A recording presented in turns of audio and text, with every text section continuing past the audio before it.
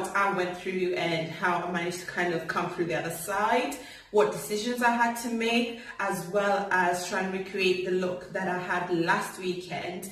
I do apologize that the video wasn't too clear and the sun went down and I didn't have any natural lighting, which meant that you couldn't really see the makeup look that I had, but I did take pictures. I'll insert right here. Yeah, I did take pictures of the look that I had, so I'll try and recreate that and I'll try and talk you through. I'm really testing my multitasking skills right now, so if I end up talking too much, I do apologize, but I will try and keep it brief and keep it exciting as well. And I got a job in a bank, and it was administration. It was good pay, you know. It wasn't anything to do with what degree or course I did at university. I do that. So it had nothing to do with the course that I did at university. It was just a graduate job that I got in a bank, and it was admin, pushing paper basically. But the pay was good, and it was something to do straight after university. You could put that in your CV, you know. At that point, basically any job would do. And I was pretty lucky because I got a job almost immediately after I graduated. Okay, not immediately, but a few months down the line, I got the job.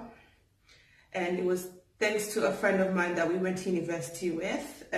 She hooked me up. She got the job first. She went to a university fair and she got the job, and then she recommended me to the person who got the job for her, and I contacted them, and yeah, I managed to get myself a job, and it was good. So after I got the job, we're getting paid weekly, because what it was a temporary job, but temporary with chances of it becoming permanent. And the company is good. If you know about Capital One, the bank, I think they do credit cards and loans, and they're a really big company, and they're in the Fortune 500. So for me at that time, I was like, yes, you know, working in an office, dressed nicely, all that kind of good stuff. The pay is good. You know, everything was just perfect. And I started working. I was still living at home. And if you're from an African background, actually I can use this mirror. Yeah, if you're from an African background and you live at home, you know that your parents don't charge you board. At least in my family, my parents were not charging me board to stay in the house. So I didn't have to pay anything towards living in the house. So my money was my money. And then I started going out a lot in Nottingham, because I never really experienced a nightlife in Nottingham until I graduated.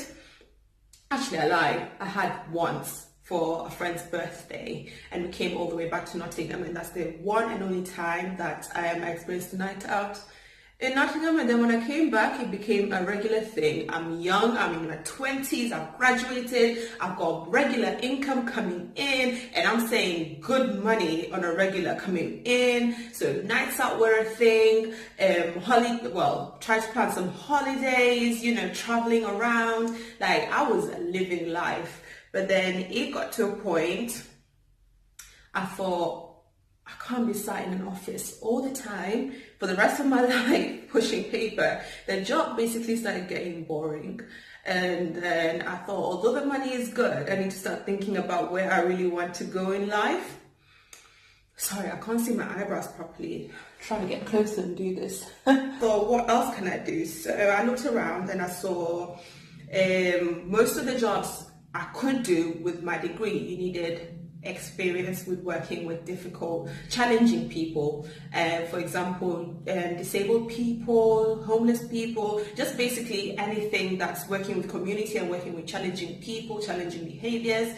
So I decided to kind of find a job that will give me that experience, or start volunteering somewhere. But volunteering doesn't pay, and I was still young and I still wanted to carry on with my lifestyle and going out and traveling. So I thought, well, even if I have to volunteer, I have to work somewhere.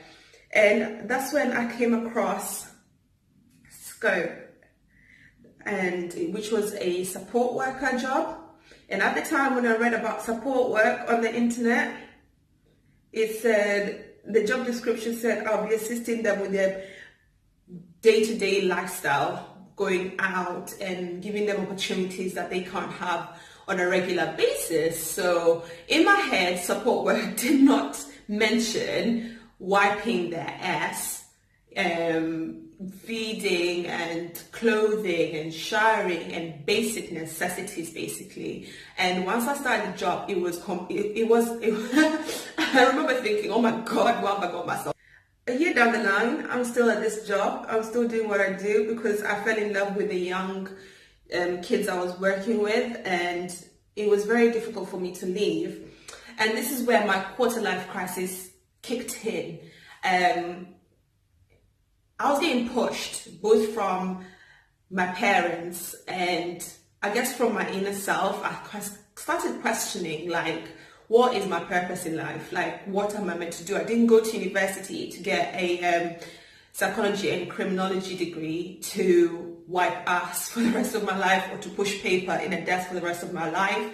And so it was in that point in my life I decided I am going to, oh God, look, I'm not even doing my makeup anymore. I've only done my eyebrows and I'm nearly done with my story.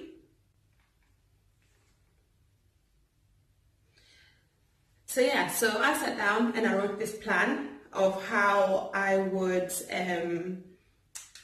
speak to my dad and speak to my mom and sell this idea of not quitting my job. Okay, I'll do my eyebrows and then I'll come back and I'll tell you the story because I'm finding it hard to concentrate whilst I do my eyebrows and speak to you at the same time. It's like, I want you to get the gist of the story, so just bear with me. I'll be back.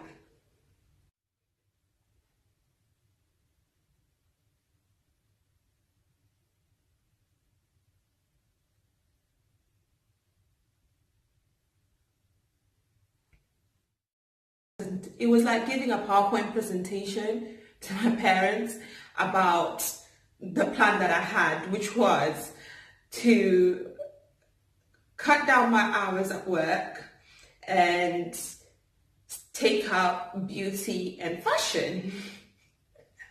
And I remember saying this, and I believe they thought it was kind of like a joke, like I don't know, like I think they were shocked.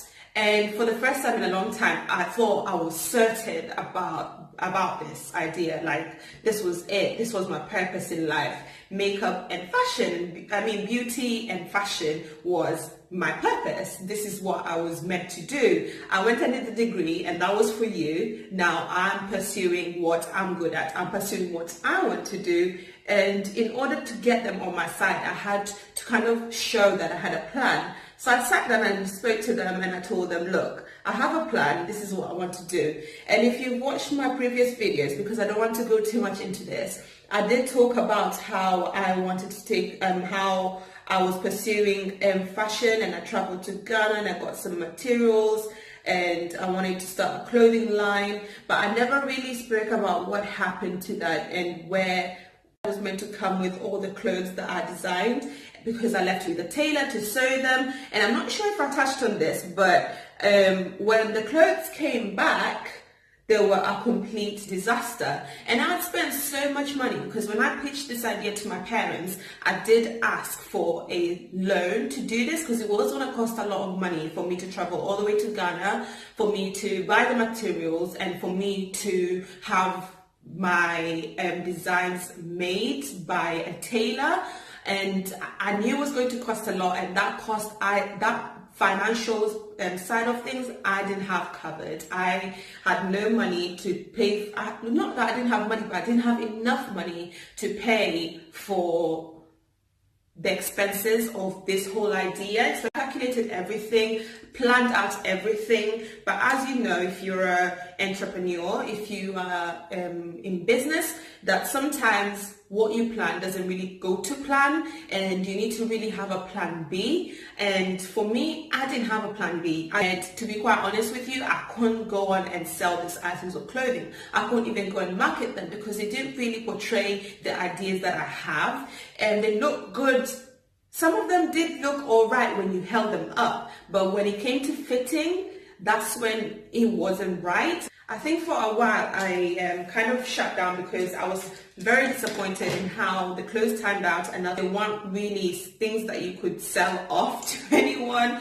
They will not fit anyone, and I wasn't ready to start my brand like that, selling items that even I would not wear myself. But at the same time, I was still doing makeup and I was still getting a few clients. And that's the point I also got into YouTube. Where quarter life crisis hits is when what you're doing has to be substantial to you. So speaking for myself at that point, I wasn't making enough money in my job because I'd cut down to casual. Yes, I was traveling with the little money that I made because yes, I was living at home and not paying any bills or any rent. My beauty and fashion purpose in life was not going anywhere because I wasn't getting enough clients, and my clothing line had just gone to complete shambles, and I was just I've always had this idea of having a family, having my kids by 25, having a job, having something to be content in life. And I don't think at that point I was very content in life. I wasn't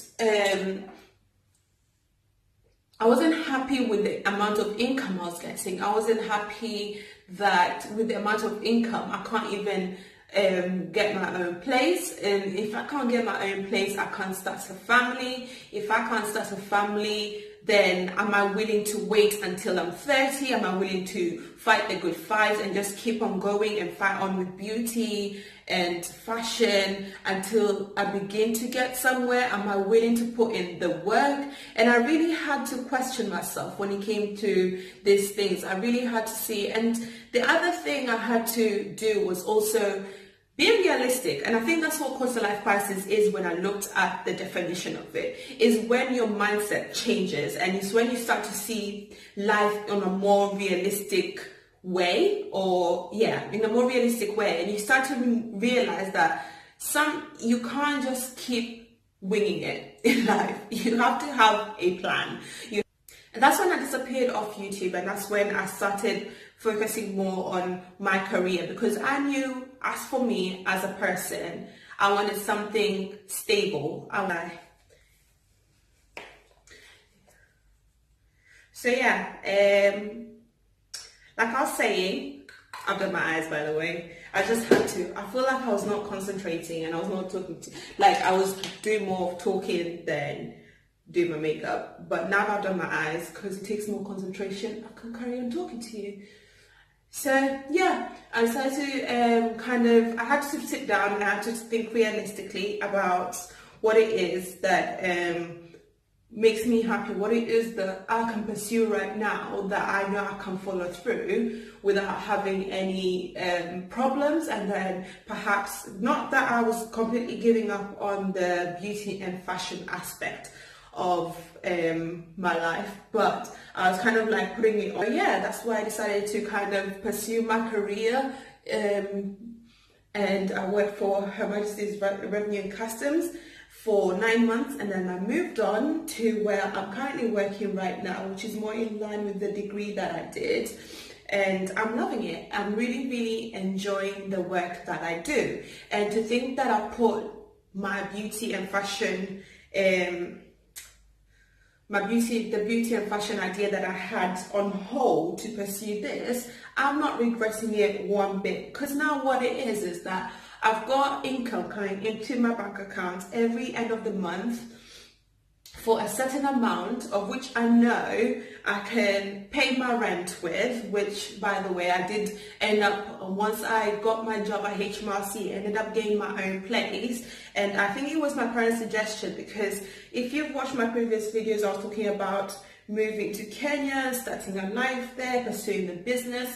But they kind of told me, if I don't experience paying bills and paying rent here by myself first, I would struggle if I went to Kenya, because it's not cheap. It is expensive. For those of you who are Kenyan, or have been to Kenya, you know that it's just ridiculously expensive these days. And to actually maintain a life there, you need to have either a really good job, you need to have parents who have really good jobs, or you need to be really well ahead in your business, or be okay with not having a lot and going day by day just trying to survive.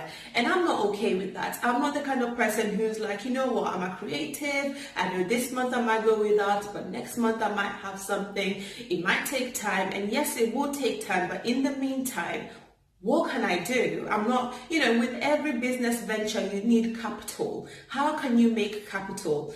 After university, my credit was so bad that I couldn't just say, let me sit on my ass and pursue beauty and fashion and expect my credit to just grow like that. It wasn't going to grow like that. And I had to be really realistic about it. I'm not going to start a business with bad credit. At the same time, I'm not going to sit on my ass and expect that and be okay with money coming in here, there, and everywhere and not have any direction. So that's why I decided to pursue this career and have a steady income that comes in every month. And I know by paying my bills and paying my rent, my credit is increasing. And in that way, if I do want to start up a business, at least I would save up some money, I'll have good credit. And it's that kind of thing of making a 5-year plan. And like I said, every plan needs a backup. My salary is good. So what I can do with that, and what I told myself, is I can save that money. It's not like I've completely given up beauty, I've completely given up fashion, but I'm putting that on hold so I can build myself first in terms of finances and in terms of growth, in terms of knowing how to pay bills, to pay rent, to prioritize what it's paying, to know how everything works, how credit cards work, how loans work. For me, works. That's why I decided that I'll just put everything on pause whilst I try and learn how to prioritize and get income and build my my credit score, build my credit basically. And when I do decide that I want to make that move to Kenya, when I do decide that I'm ready, at least I know I'll have savings in the account. I'll know I'll have good credit, and I know even if I needed a loan to start up a business, I will not have that fear that I can go to a bank and they'll say no, because that's the most embarrassing thing, where every bank is saying no to you, not because your idea is not great, but because your credit just doesn't cut it. And that's the worst thing that could ever happen. For me, that is what was important. And I'm glad that I did that, and I'm glad that I got here. So for any one of you who are leaving university or have graduated already and are wondering what life holds for them or what they want to do in life, the few things that I can tell you is, you just don't finish university. Okay, here's the advice that I'll give you. When you finish university, not everyone will come out and have a job at hand. It's a lie. And let's say you come out and you have a job, it doesn't necessarily mean you'll be at your top pay grade. It doesn't mean your pay will be amazing. You always have to start somewhere. You always, even if it's at the bottom, start there. Just because you've got a degree doesn't entitle you to the highest paying job. Honey, it doesn't work that way. And a lot of jobs these days, I've realized, they focus more on the experiences that you have. So if you can get experience anywhere, get that experience. And what works for you. Do what works for you. Right now, it's a trending thing that people are doing YouTube videos, and the word is, some people have left their jobs to do this full time, and they, there's this thing kind of like, you need to understand you'll not make money initially and all this. Yes, it's true. But is that what you want? Are you okay with that? Are you okay with going every month knowing you don't have a steady income? Are you, sorry, I'm getting dry.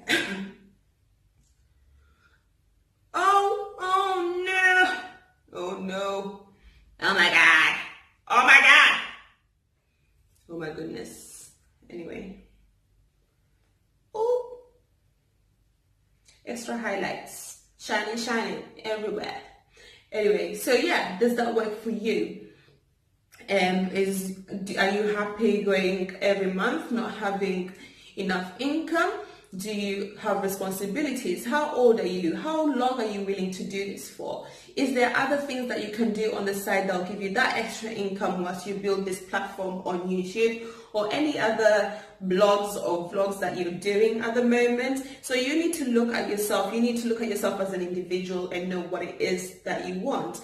For me, the only reason I've come back is because I feel I'm at a place now where I've got a routine, should I call it.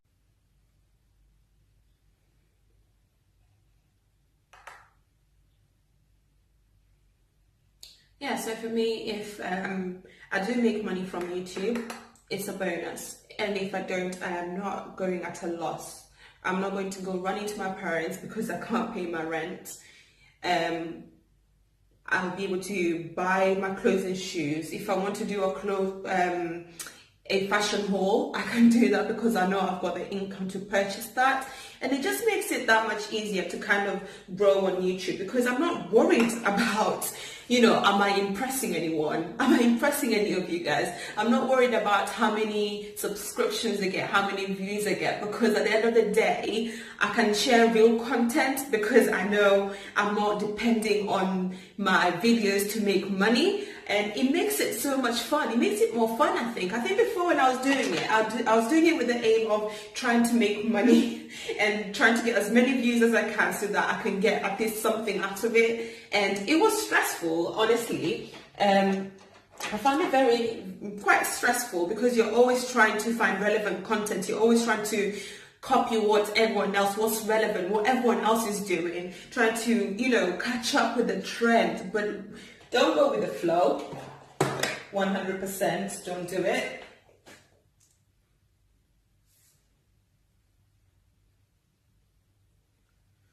So do your research and just be you. Do what you need to do. And if you are going to pursue beauty or fashion or both, if you are going to do your blogs or vlogs, or whatever, or one of these, do know it does take time. It's not something that happens in a day. Like they say, Rome wasn't built in a day. And if you ask any successful person out there who's made it in their life and their careers in here, it wasn't easy. It was never easy. And that's one thing I came to realize. And once I did, I'm telling you, I was in such a good place. And it took so much hard work to get here. And it's not like I'm comfortable and I'm content with where I am that I'm going to stop and tell you, yeah, everything is rosy. It's not. But compared to where I was 3 years ago, it's so much better. And it took so much hard work, so many tears, so many downfalls, so many failures. But to get here, to know exactly what it is that I want to accomplish down the line, it's such a great feeling. That's my story of my quarter life crisis, what I went through and what I learned from it. And hopefully from that, I've given you something you can take out of it. And I'm going to try and do my eyelashes because I've been really behind with this makeup thing because I can't multitask. There's a lesson I've learned. I can't multitask. I can't do my makeup and talk to you all at the same time. And I'm sorry. At least I attempted. At least I tried.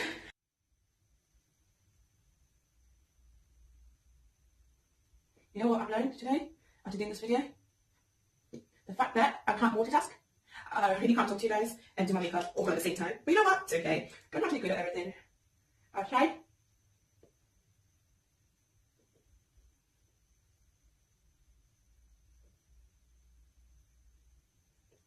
I've tried my best. And if you're wondering what lipstick that is, that's MAC Royale by MAC. So, and then I'm going to add on a liquid matte lips lip gloss in pink. And this is my Gosh.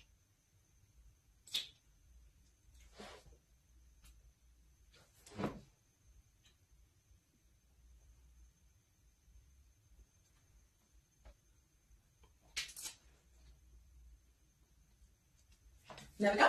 And then my spray. Oh my gosh. Oh.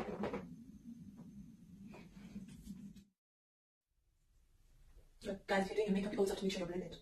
Make sure you're all blended, otherwise you'll be looking at a funny out there, and we do not want that.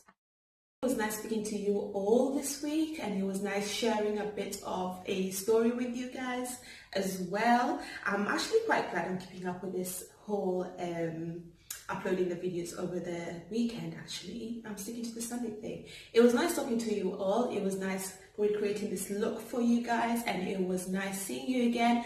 I hope you have another lovely week, and I can't wait to see you all again next week. Also, if you do have any videos that you like, oh dear.